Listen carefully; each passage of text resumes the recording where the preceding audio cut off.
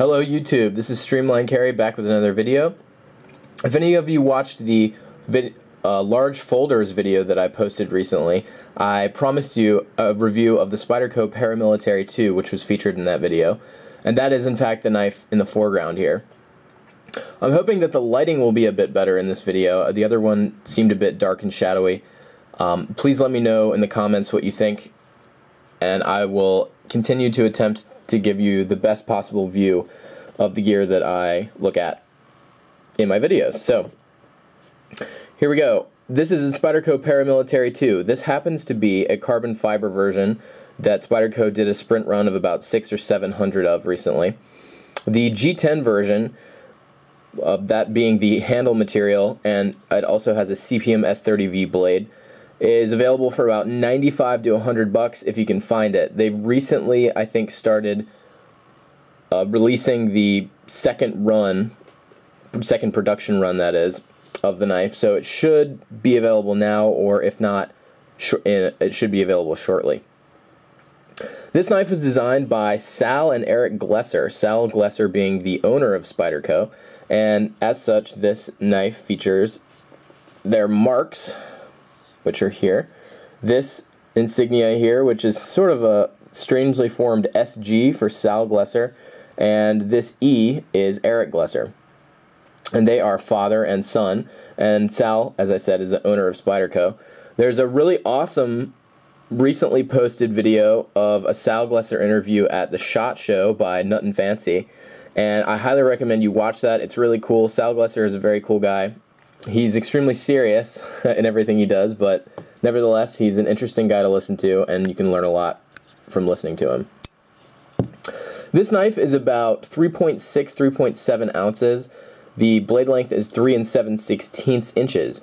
It is the revision to the original Paramilitary, and in my opinion is superior in a multitude of ways. Not to insult anybody out there who has the original Paramilitary, I'm sure it's a great knife, but I feel that they fixed some of the small drawbacks, I guess you could say they're refinements, in this version. One of those being, and this is really what prevented me from buying that knife for a long time, is that there used to be, at the tang of the blade here, a notch that came out, that protruded from the handle and formed sort of a squared off edge, and it was very sharp to the touch. Later versions, they ended up rounding that corner, beveling it off so it wasn't so sharp, but still it's visually unattractive, and as well kind of impedes getting to the knife when you go down into your pocket. The last thing you want is some kind of an abrupt edge that your skin's going to scrape against. This one remedies that situation through a redesign of the handle and the blade itself, and so now accessing the blade is no problem whatsoever. In that vein, well, we should talk about the clip briefly. The clip is stainless steel, wears a little Spyderco bug logo there. It has 3 screws. They're Torx bit screws that hold it in. It's very strong, not only holding against the material that it's clipping to, but also torsionally, that is lateral forces. It's very strong, good resistance to torsion.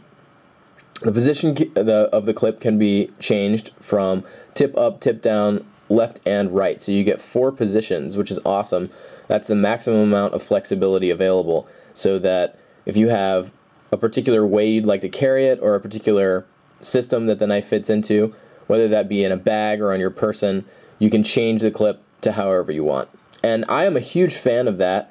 I know that a lot of designers, when they make a knife, they like to make it purpose-made so that the clip sits in one position, and that is how it's supposed to be.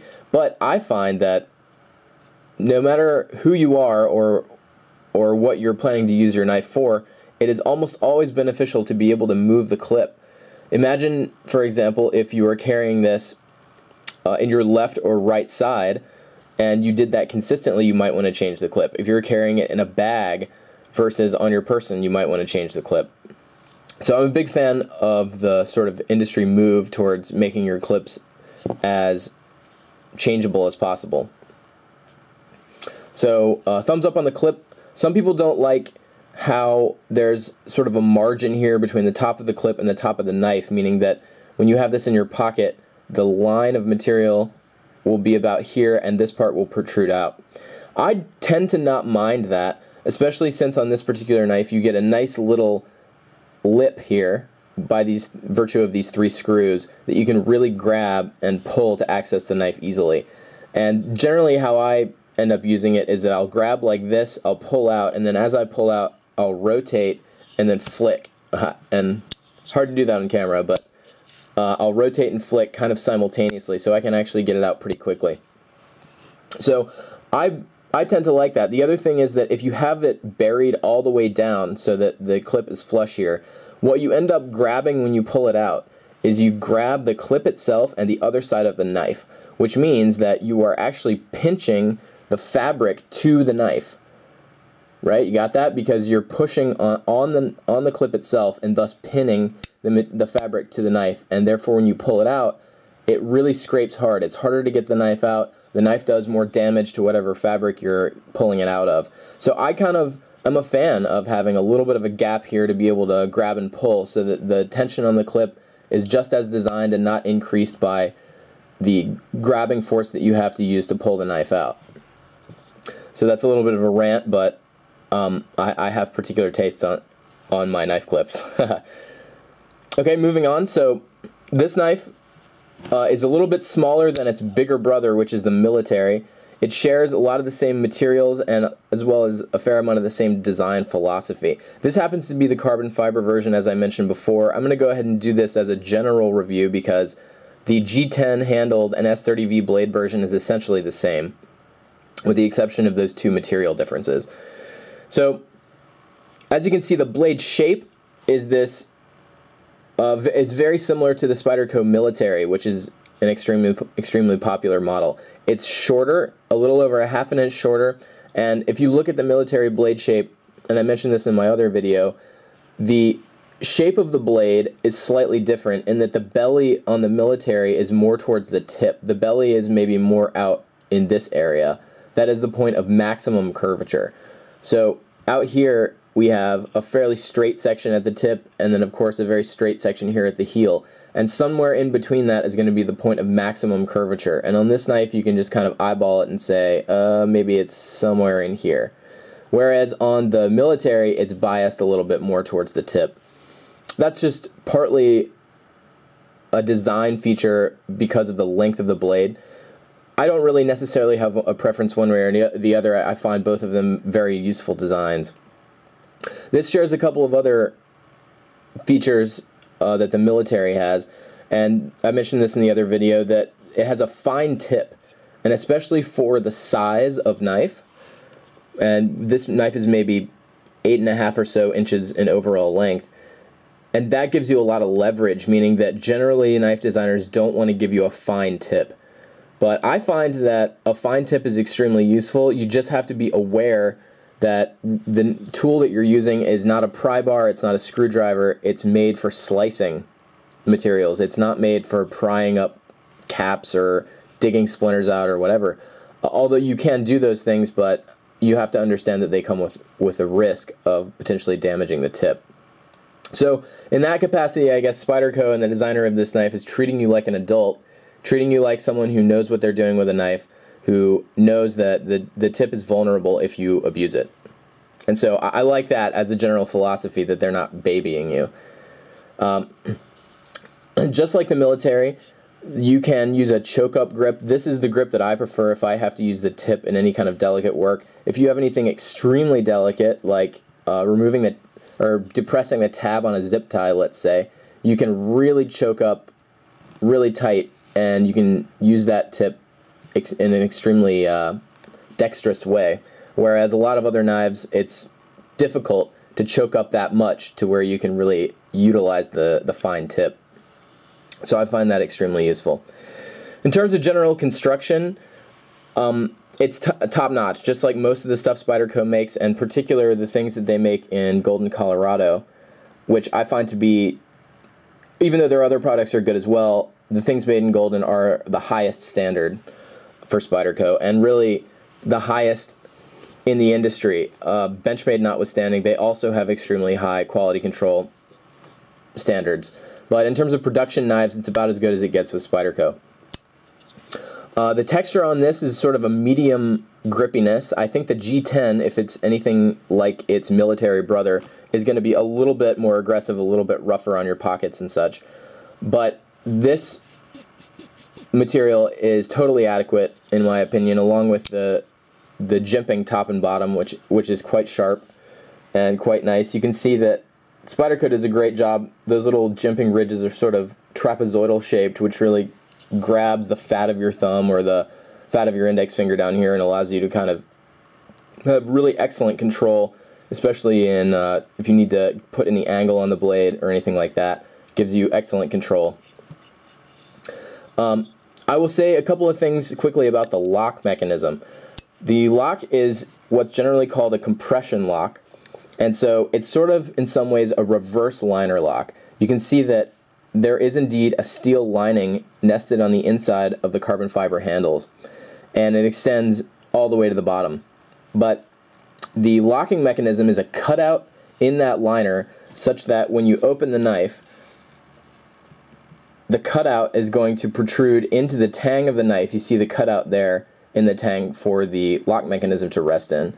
The lock mechanism is going to pop into place into the bottom of the knife tang, and as well as in conjunction with the stop pin, prevents the knife from moving.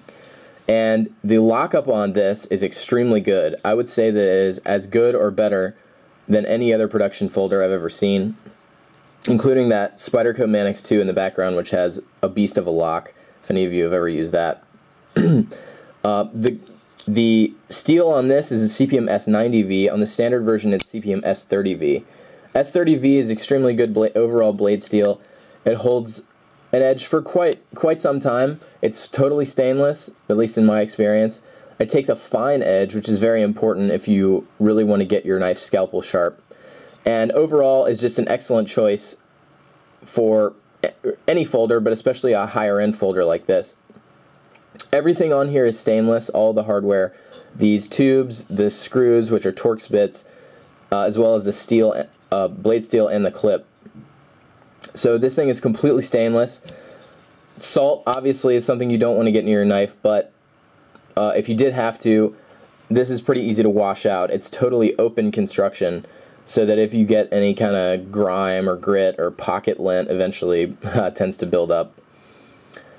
One last thing about the lock mechanism is that if you have a liner lock, which depresses like this way, in that direction if you're right-handed, in order to close the knife, then when you're applying torsion, so if you're trying to cut something at an angle, or if you're slid into a material, let's say you've inserted this into a giant block of cheese, and you're trying to make an angled cut, you're trying to direct the cut that way, then you're going to have to do quite a bit of twisting on the knife to get the cut to go that way. And what ends up happening is that this finger can push the lock mechanism and actually make the knife disengage.